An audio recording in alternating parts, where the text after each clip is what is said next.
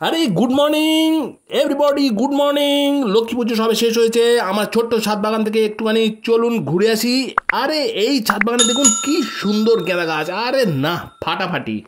প্রথমে রেজাল্ট দেখুন, তারপরে কি করে হলো সব দেখাবো। এই দেখুন ছোট্ট ছোট্ট গ্রো ব্যাগ, ছোট্ট ছোট্ট গ্রো ব্যাগে কি সুন্দর গাঁদা গাছ। সম্ভব? এই গাঁদা গাছের কোনো অংশ আমার কেনা নয়, সব আমার নিজে হাতে তৈরি করা।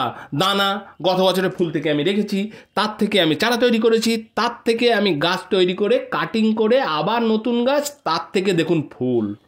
আজকের ভিডিওটি খুব আকর্ষণীয় হতে চলেছে। ধৈর্য ধরে এই ছোট্ট ভিডিওটি পুরোটা দেখার অনুরোধ করছি।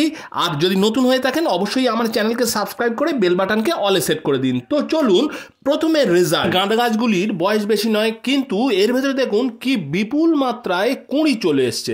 নিশ্চয়ই আপনারা দেখতে পাচ্ছেন এই বিপুল মাত্রায় কুঁড়ি কিভাবে এসছে, কেমনভাবে এর পরিচর্যা করেছি, কোন সার দিলে বেশি পরিমাণে কুঁড়ি আছে সেটি আপনাদের সাথে শেয়ার করব।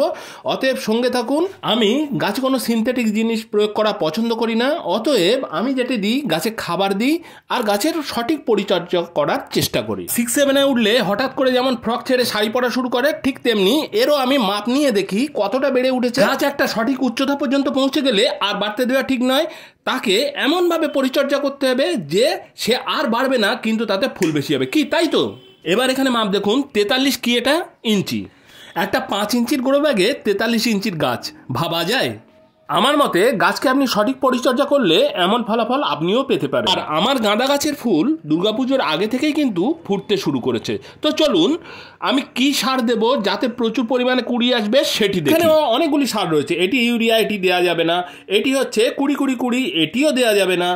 এটি হচ্ছে ডিএপি, এতে 18% নাইট্রোজেন আছে, এটিও দেওয়া যাবে না। এটি পটাশ, এটিও দেওয়া যাবে না। এই যে সারটি দেখতে পাচ্ছেন, এই সারটি কোন সার বলুন তো? প্রথমবার যখন দিই তখন এই সারটি দেখুন, এই যে টবের গোড়ায় এই যে মোটা দানা কাঁকড়ের মতো রয়েছে, এই যে সারটি গলেনি, সহজে গলতে চায় না, এই সারটি হচ্ছে সুপার ফসফেট। পরবর্তীতে আমি একটি বিশেষ পদ্ধতিতে আমি এই গাছের গোড়ায় এই সারটি দিই এবং খুব উপকার পাই। আপনারাও উপকার পাবেন। এই সুপার ফসফেট একটি হামনদিস্তি বা এই ধরনের কিছুতে দিয়ে আপনি যদি একে ভালো করে গুঁড়ো করে নেন, তাহলে মিহি পাউডার না হলেও এর আকার অনেক ছোট হয়ে যাবে।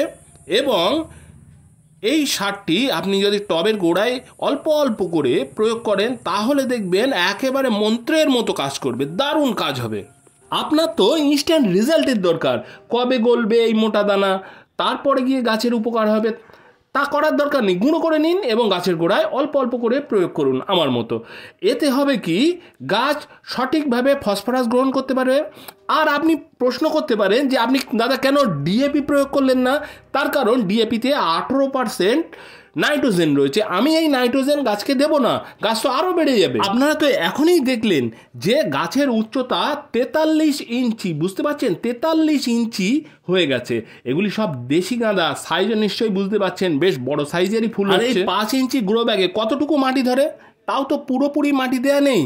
তাতে যদি এই গাছ হয়, তাহলে আমার মতো এইভাবে যদি পরিচর্যা করেন, তাহলে আপনারও গাছ এরকম বড় হবে এবং গাছে প্রচুর পরিমাণে কুঁড়ি আসবে।